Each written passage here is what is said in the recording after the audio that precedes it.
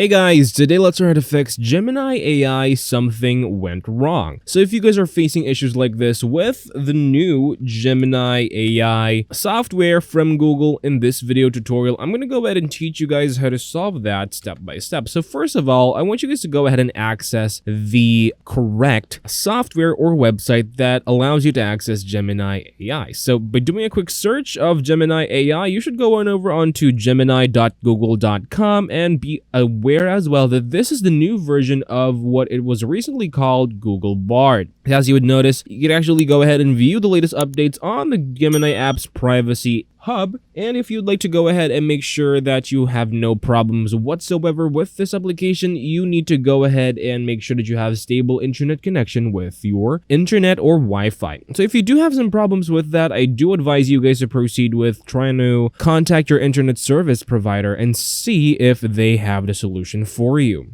Now, one more thing that we could also do to solve this issue is to just tap on this reload button on our browsers, and that should ultimately solve the issue. Essentially, that is all for this video. Thank you guys for watching. Please like and subscribe, and I'll see you guys on the next video.